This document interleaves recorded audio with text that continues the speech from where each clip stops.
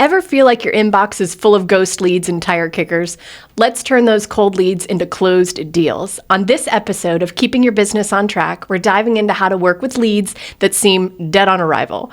Our guest has mastered turning bad leads into great business. And if you're getting value from this show, hit like and subscribe so we can keep helping you grow. I'm here today with Jenny McDonald. Hi, Jenny. Hi, how are you? I'm doing great. So Jenny comes to us as a seasoned real estate agent with the Atlantic Group Real Estate in Cocoa, Florida. She's a proud third-generation Floridian, raised near Disney and rooted in Brevard County. So she specifically specializes in waterfront living, canals, beachfront, riverfront properties, has 7+ years of real estate experience, and a luxury designation. So we've got one of the greats here today. Thanks so much for joining us, Jenny. Oh, thank you, Lindsay. I'm so happy to be here today and share all the things that I've learned along the way. It's not been easy. There's been a lot of ups and downs and challenges, but this topic should be a lot of fun today. Yeah, I'm super excited about it. Yeah, so today we're going to be talking about turning your online leads into treasure. So a lot of our business partners generate leads through many different avenues. Take a couple minutes and tell us what your approach is to online leads. With online leads right now, I found that Facebook and social media has truly been rewarding if you do it properly. Yeah. It's all about the follow-up and putting them in funnels and making sure that you're constantly staying in touch with them. How do you approach leads that seem unmotivated or unqualified? I put them on a drip in my CRM. If you don't have a CRM, you really, really should invest in a CRM. I used a notebook for probably my first 2 years and would just go back in that notebook and look at it, feel overwhelmed, and shut the notebook and walk out the door. Don't encourage you to do that. So get your CRM, get it set up. A lot of our brokerages have them, and I always frowned upon it. Now I love it. There's already drips in there and things to say. In the beginning, I didn't really know what to say to people. You know, it's hard. You don't want to sound like that nagging salesperson. You want to be their friend. You want to be the person that's the confidant. They're going to tell all the things that you need to know. You know, how much money they have. Are they in debt? Where are they going? What's their why? That's the biggest reason that leads don't turn around. You don't know where their why and where they're going. What systems help you consistently follow up without going absolutely crazy? You had mentioned your CRM. Again, the CRM, it truly does help. It's going to give you reminders, time flow suggestions on things you should do. Really, just the CRM, you've really got to use it. Find one that you like. There's Follow Up Boss, Real Geeks. Go High Level is what a lot of the sales coaches are talking about. Tom Ferry, they all use that.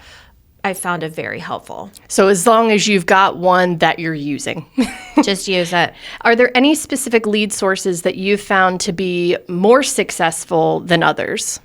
Social media, being consistent on social media, getting out of your comfort zone, being on camera. We were talking about that when I first walked in today about how I hate being on camera, how we're so critical with ourselves. And when you walk out the door, go to work every day, you're talking to people, but you're not thinking about being critical about yourself. But as soon as that camera starts running, you're like, oh my gosh, how's my hair? What do I look like today? What do I put on? Just be yourself. Like-minded people are going to follow you, love you, and you're going to be such a blessing in their lives. Mm-hmm. When you're reaching out to these people, sometimes it seems a little cold because it's through computers, through online, through text. How do you personalize follow-up to improve those conversion ratios?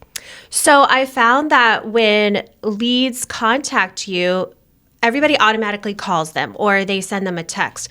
What I found recently that's really working is picking up my phone and doing a video and saying, hi, it's Jenny. How are you today? I'm so glad you reached out and subscribed to my channel. Let me know if I can be of any help. What are you doing? Where are you at? Like, just talking to them like it's your friend. It's great personal service. Really, really turned things around because they're seeing that they're talking to a real person versus an AI or a robot, you know. So that's really changed. Awesome. And last question for you. This one's a good one. What's your advice for agents that are frustrated with those real estate curious leads, the ones that maybe aren't ready right away. Correct. We all have pages and sheets of those people. Put them in a drip.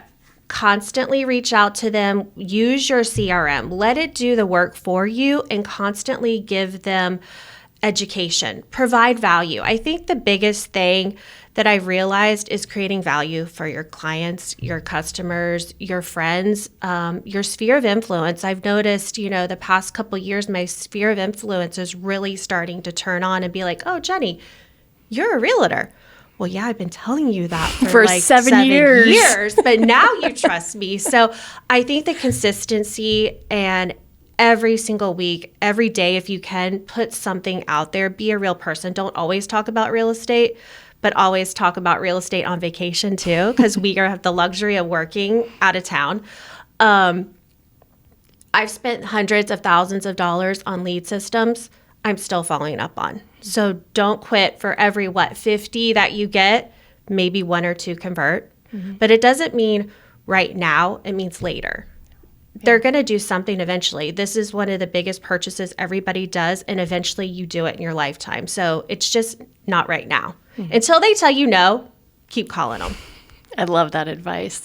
Well, thank you so much for joining us today, for being a wealth of knowledge, and hopefully for inspiring some of you guys at home to continue to follow up and nurture those leads, even though they're not ready right now. That's right. So for those of you that are joining us today, if you found value in this podcast, please like, subscribe, share with a friend, and we'll see you next time.